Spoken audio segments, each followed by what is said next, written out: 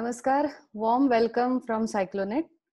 I'm Maithili Zog, and we are privileged to be with Divya Tate, the pioneer of ultra cycling in India.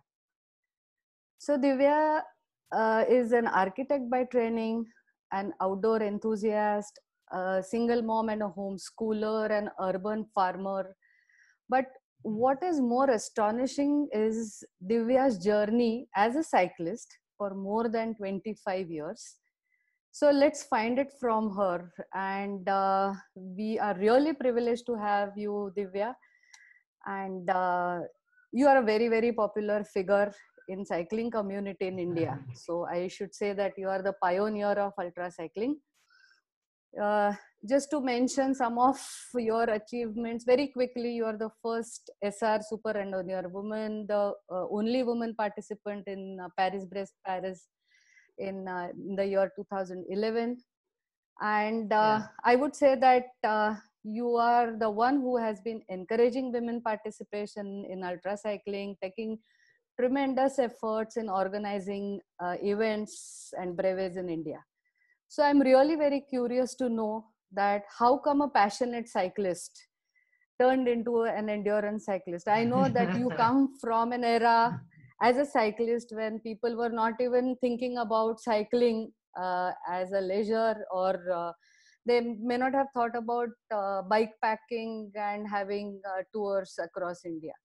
So how would you describe your journey? How did you start cycling? And I'm very curious to know what was the reason for opting cycling. Yeah, thanks a lot, Maithili, for having me, for hosting this show for people.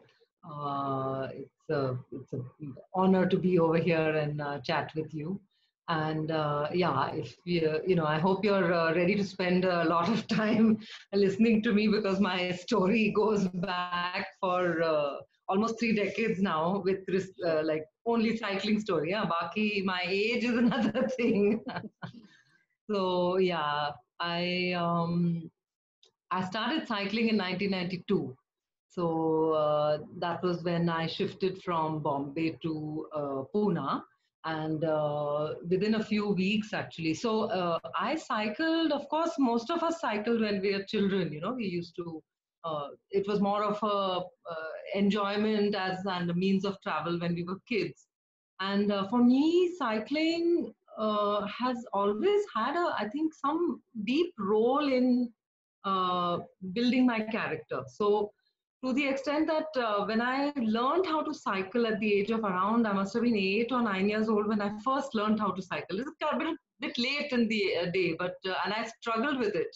I remember my father having to run after me for quite a few weeks. This was going on, and there was this struggle, going on, and I wasn't able to just do it. But I remember clear as day, like I'm talking about 40 something years later, I remember clear as day that the day that I finally learned how to cycle on my own. And I was on my own when I did it actually. My parents and everybody else, they were having a party in the house, and I was kind of left to my own devices. And that's when I just, decided I'm going to get out of the cycle.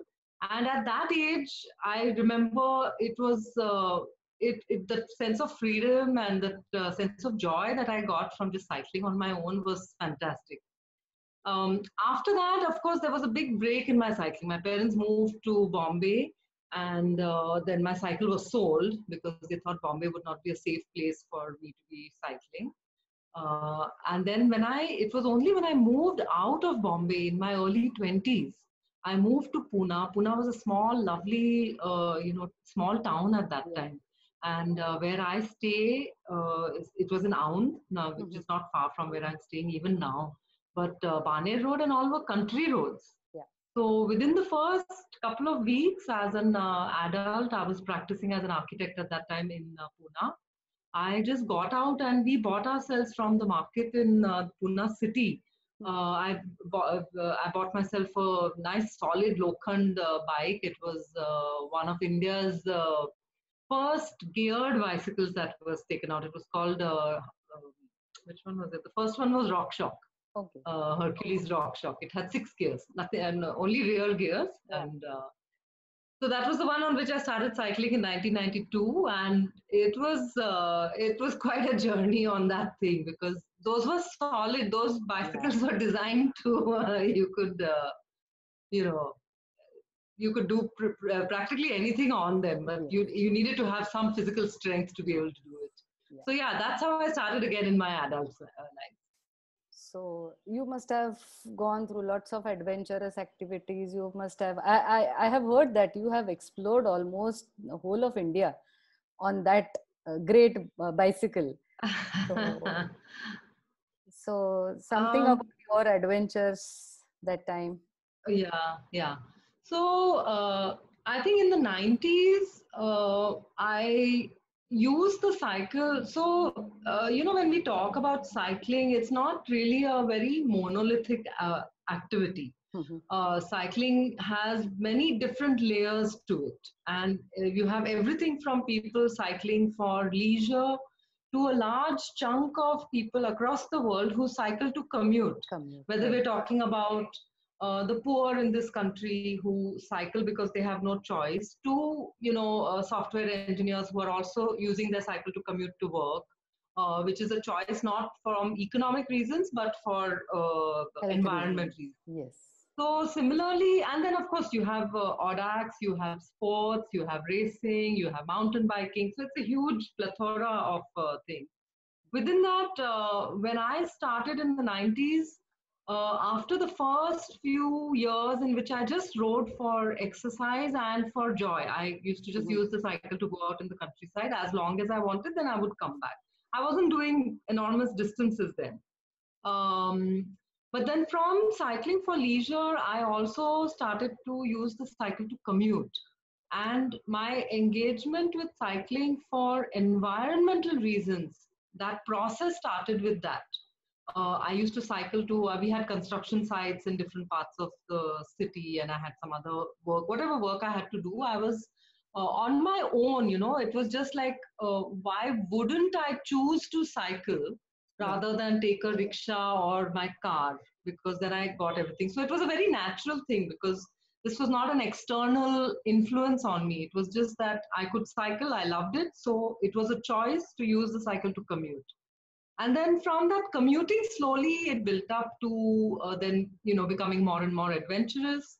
And after it was the late 90s, I started to do cycle tours.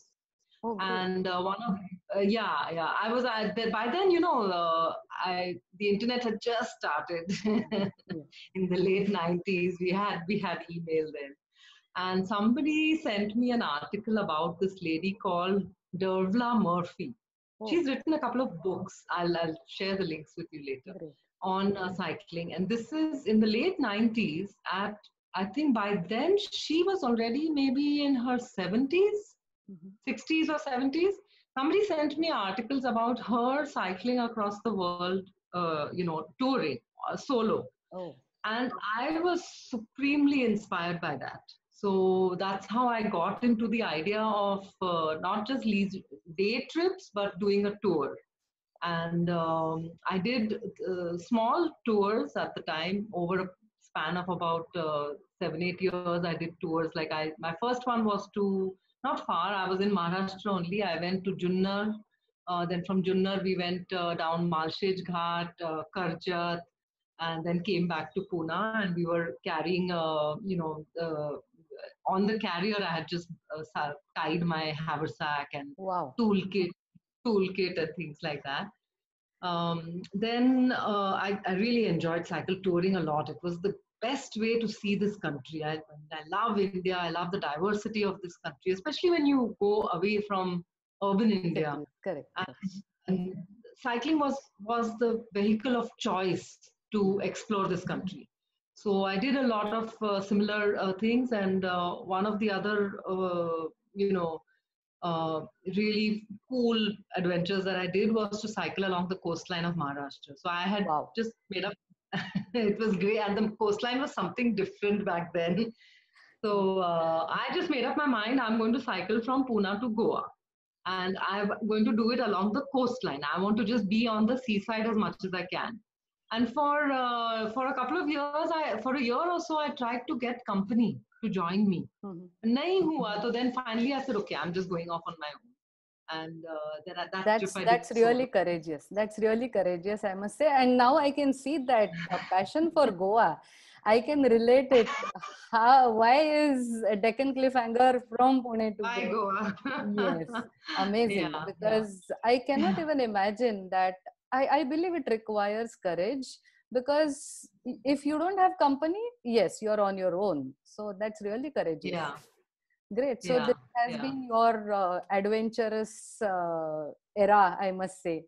And yeah, then how yeah. did you get involved in ultra cycling events and races? Because I believe that that is the transition point, right? Yeah, so from 92 till 2009-10, Mhm. I was pretty much just cycling on my own. It was only in 2009 that, we started to have some online forums. And in the online forums, I connected with people and started to actually, see how cycling was coming into India. And there was an announcement on some cycling forum for the first India's first BRM, or Okay. brevet, that was to be organized. It was a 200-kilometer event in Bombay Mhm. on, I think, 30th Jan 2010 was the date. And I saw it sometime in the end of 2009. And I read through that post, and it was at that time somebody had put a tagline. The title of that event, they had said that this will be the event that separates the men from the boys. Oh, okay. And I looked at it and I said, "Oh, really? Is this only for men? What am I out here for?" Yeah. So it was partly that it challenged my feminist side, saying, well, what do they mean by saying this? Like, I've been doing this for a lot of time. So I signed up for it. But the thing is that I had never done 200 kilometers till then in one day, Mhm. that too continuously at a stretch. Even while I was touring, I think the maximum I must have done would have been around 100 or so, carrying all my stuff, of course, but I used to do leisure cycling. It was like Mhm. fun and enjoyment, and I would, stop and help paddy field workers to do some farming and then do something else again. So it was never with the focus that I need to cover a distance. Okay. So when I read this and I signed up, I realized that now I need to know whether I can actually do it. इतना sign up तो कर लिया शान शाना बन के, but then so for the first time after 18 years of cycling, I actually started to train with a target in mind. Okay. Great. And in the last few months of 2009, along with a couple of others who I found by then in Pune, one of them, Sandeep Jadhav, who runs the cycling thing. Gagan Grover was one of the Mhm. early people that I found. We went out to do training rides. So we did, 130 kilometers and 160 kilometers to Okay. train for Great. it. And then I went for my first brevet. That was my first event. After 18 years of cycling, this was the first time that I actually signed up to do an event Oh, wow. with someone. Yeah, So yeah. I can say 2010 must have been the milestone in your career as a cyclist, because that. For ultra cycling, for sure. Yeah, yeah. So, and I know some of your achievements. Maybe you can add to it that you were the first SR, then first participant, as I mentioned in the beginning, that you were the first Indian woman to participate in PBP Yeah. 2011, and there is a list of all your achievements. And I Yeah. believe you have been awarded by the Paris group, Audax group. If you can Yeah. elaborate Yeah. Yeah. more on that. Okay, sure. So, when we signed up to do that first 200, Mhm. I was on a mountain bike. By then, I had graduated from RockShox. Okay. I had a hook. It would have been really something trying it on that. From RockShox, I had actually graduated to Hercules Twin Bow. A Okay. lot of my bike touring was done on the Hercules. Then I bought, I think in 2007 or 6, in the early years when imported cycles started to come into India, I bought one of the early Trek mountain bikes. And I still have it. That's my bike of choice. If given a choice, that's the one I will turn to always. So that was the cycle on which I attempted the first 200. We literally knew nothing.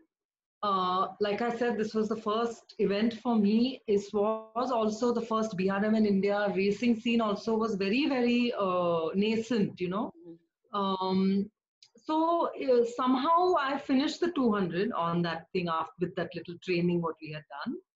And after doing the 200, the sense of achievement in relationship to the distance was quite something. And that was the catch, because when I did the 200, I then came to know that there was a 300. And that after 300, there is 400. And that's how I learned about PVP also. Great. And in the initial few months after doing the 200 and hearing about other things and stuff, I was like, no, that stuff is not for me. Who's going to, do the whole night you're riding? And I don't see the point of it. And then PVP 1200 kilometer, like, mere ko kya karna hai, That's crazy. So, yeah, but the thing is, this is how you get hooked into it. Correct. You pass one milestone and then you're looking at the next one and thinking, okay, ek kiya to dusra ho jayega, And that's how I got sort of hooked into doing it. So 2010 was the year in which I learned about PVP and started to train towards doing 200, 300, etc., the entire Super Antonia series. And so the first Super Antonia series I managed to do in time to qualify for PVP 2011. And after qualification, the process of training continued till PVP 2011. I was the first woman, I was the only woman at that time doing this. I was the only woman who finished the SR, and then we went for PVP. And PVP was an eye-opener. Like, I mean, especially I tell people, like, 18 years is a long time. I know. To be cycling on your own and you don't know anything, you don't know anyone. तुम अपना जो मन में आ रहा है कर रहे हो. उसके बाद suddenly तुम्हारा आँख खुलता है. There's an event, 200. The first 200 also had around 50-60 people. I'd never seen so many people. In 18 years, I've never seen so.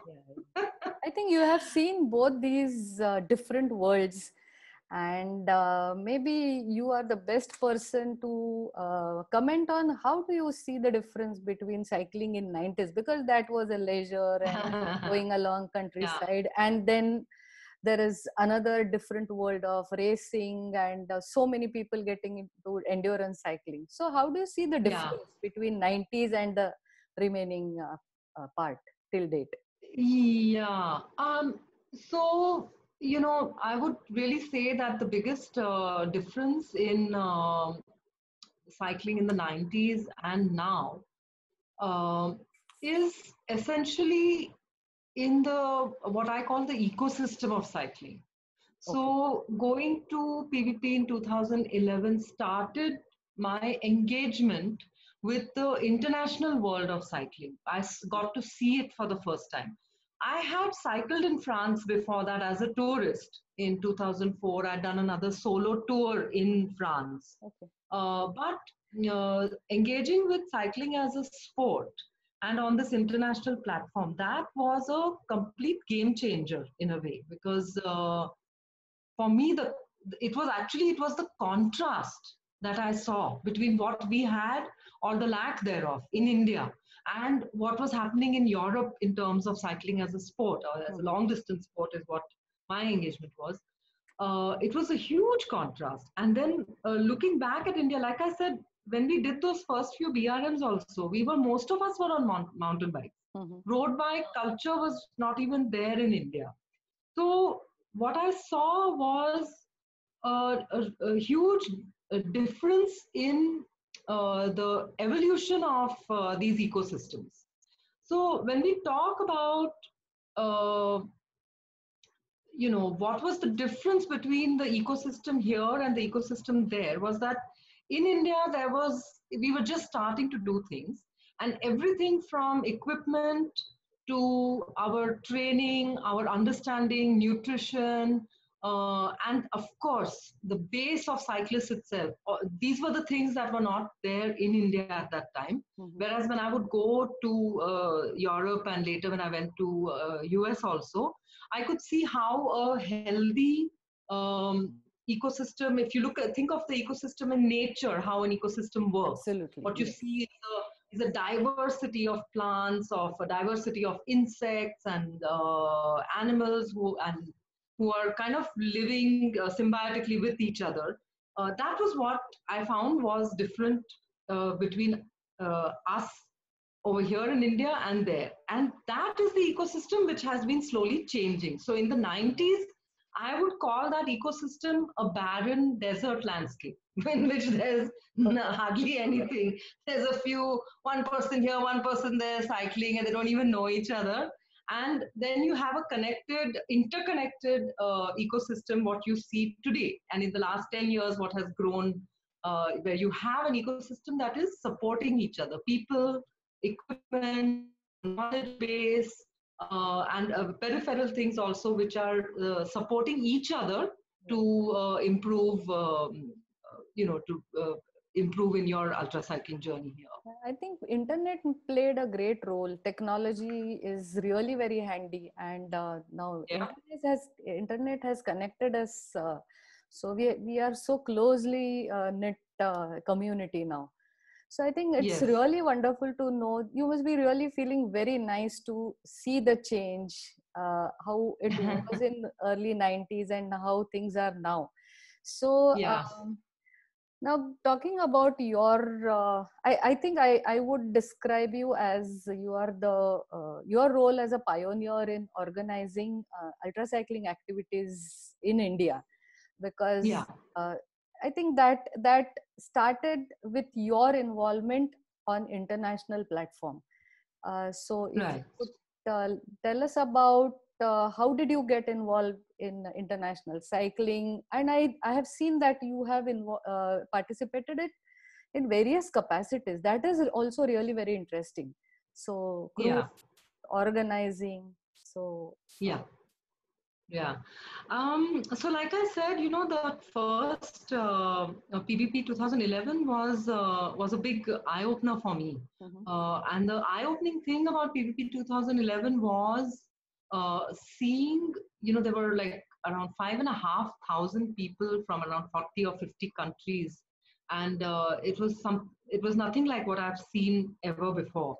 And the stark contrast with what we were doing in India, where we didn't have anything of that nature over here.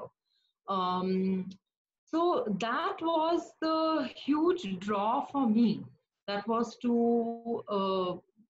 that was the motivation which kept me going for the next 4 or 5 years to start,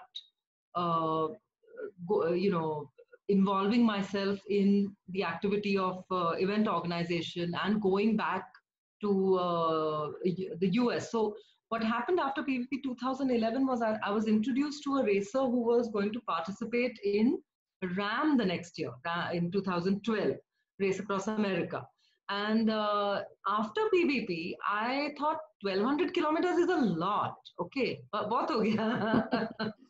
But then that's just like, it's like somewhere in the middle, because then you hear about Race Across America and it's like 5,000 kilometers. So it's like, or ek aur jhatka ke acha aur bhi hai.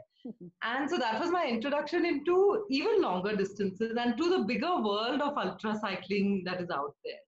So in 2011, I went as a crew member for Sameem Rizvi for his third attempt at Race Across America. And again, another moment of eye-opening for me, another moment of realizing the stark differences between what you see in the US and in Europe and what we had back here in India. And that was my motivation to go back to sort of learn that how to fill that gap, because there was a big gap in the evolution of our this thing. We were a very nascent, very beginner level sort of a place, and how to sort of in a healthy way nurture that. So from 2012 till 2015 or 16, I went back to Race Across America in various different capacities. I went to crew. I also went as an official. I attended their seminar as well. Then in 2015, I did race around Europe as a crew member. I also, was involved as a crew chief for race around Austria. So because it wasn't just about exposing myself to one race. Every race across the world, every event across the world has uh, a different approach. There's local considerations, which was always a part of what I was having to do over here in India. I can't just import something and apply it here. Absolutely. I needed to expand and make my learning more diverse so I could understand how to modulate that for the Indian scenario. Yeah. And that was the reason why I went back over and over to ensure that my learning, what I bring back over here, when I talk about doing ecosystem development over here, I should have that kind of expertise, that kind of knowledge from having learned hands-on Yes. from races which have been doing this. I think this input for the Indian cycling ecosystem must have been a landmark addition, and based on your experiences. And it's really great that you thought of all these things, that whatever you are gaining, that should be made available for cyclists here back in India. I think that's a great contribution to the cycling community back in India. And I believe probably that was the reason for you to think about different platforms back in India, which would support the ecosystem, which would develop the ecosystem. Yeah. So Yeah. if you could tell us about Audax and Inspire India, because Sure. whatever has been learnt as an experience there, you brought it back for Indian community. That's really a Yes. great contribution. Yeah.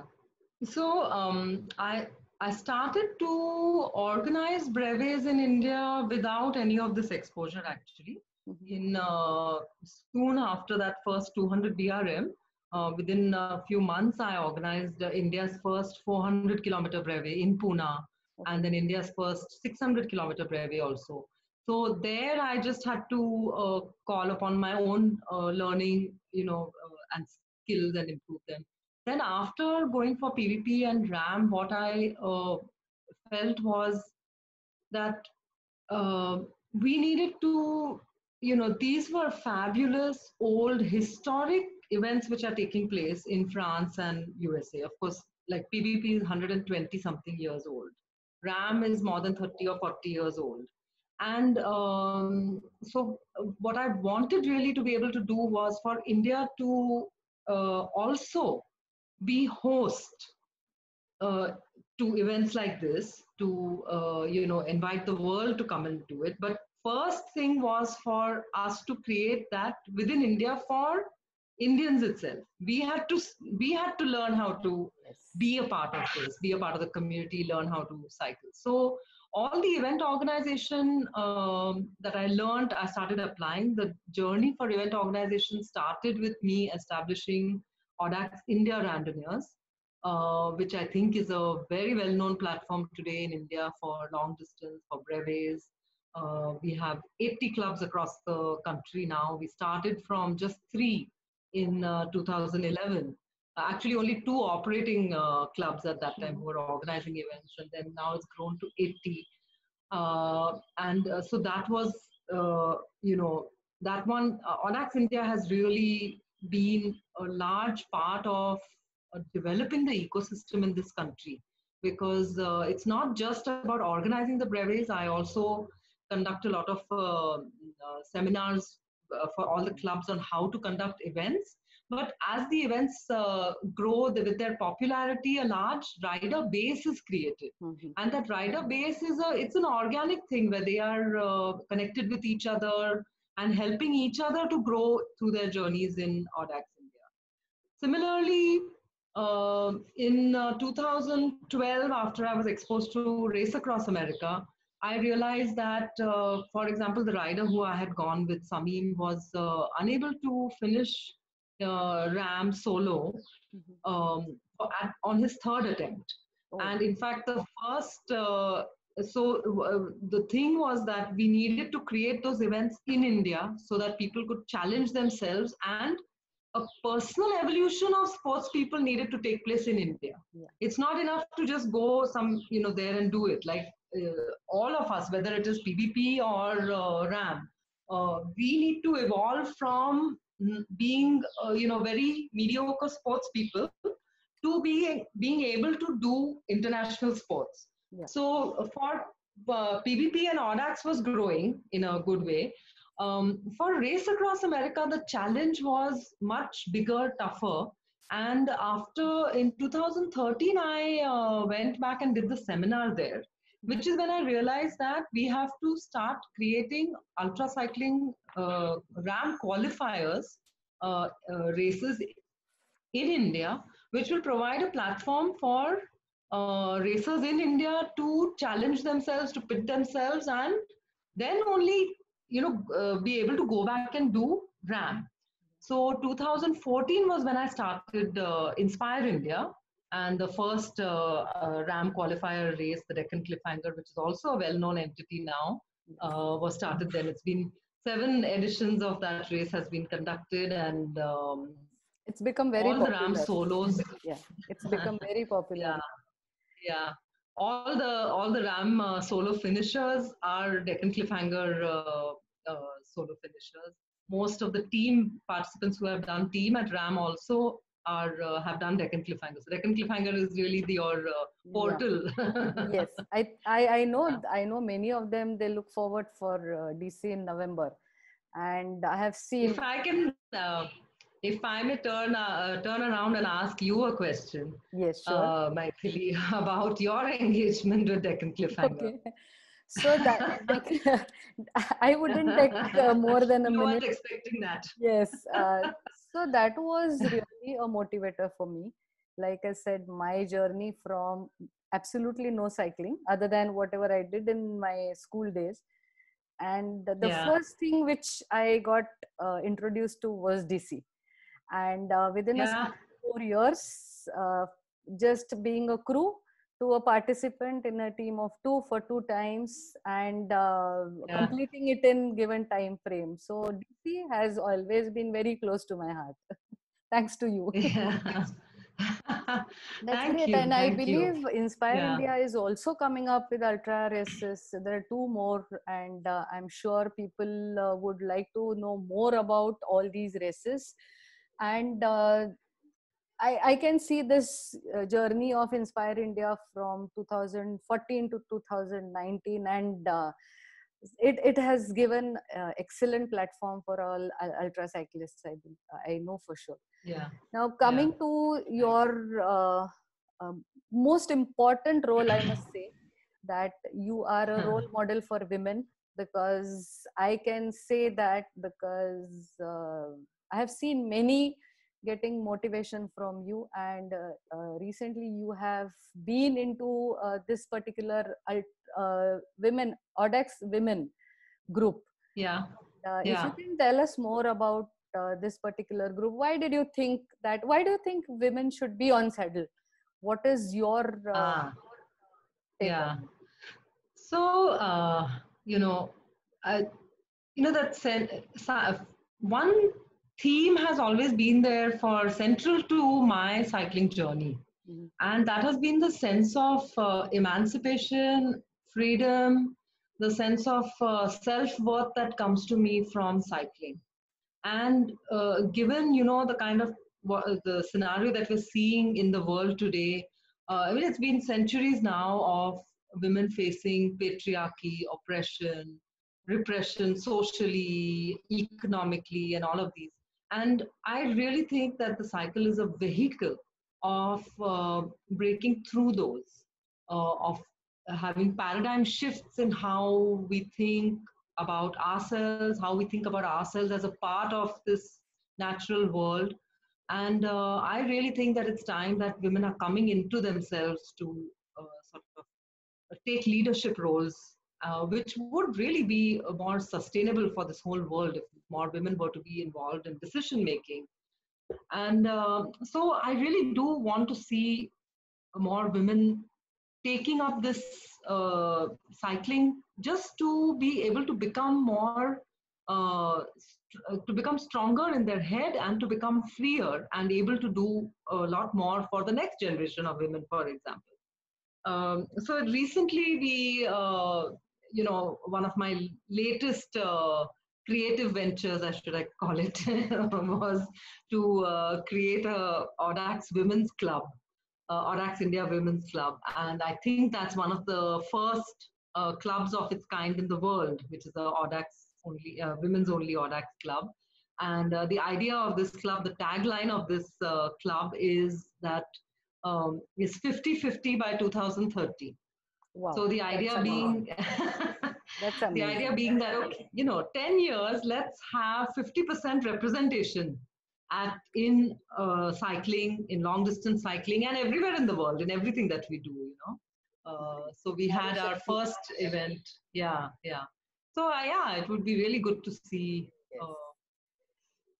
women riding.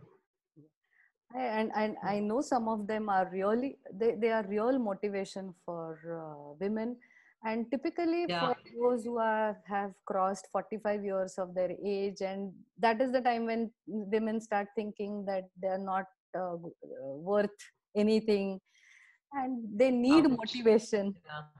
So this is a wonderful venture. And it's really great to know about how your journey from a passionate cyclist to endurance, all your adventures, and whatever you have done for the Indian cycling community. And I believe this is going to be really a great motivation. And in the end, I would definitely like to know about your future plans. And I'm sure all the cyclists would definitely like to know more about your organizing skills, your different, more about Audax India, Inspire India, and the activities for women. So I will definitely come back to you with another session on particularly this, but in the end, I would like to know your comments, your future plans, and what is the message for the cycling community?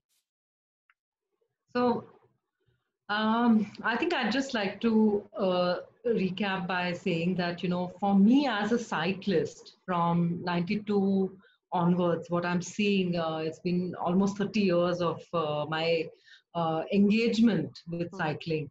And I'm delighted by how much it's increased in India, how it's, every time I go out for a ride, I bump into people who I've met through the cycling community, through cycling events and the network. And I know that this is a situation all across the country. I was recently in Guwahati. I was invited last year, 1 year back, for a cycling festival there for 2 days. Wow. And was one of the bicycle mayors, Arshal Akhtar, who had invited it.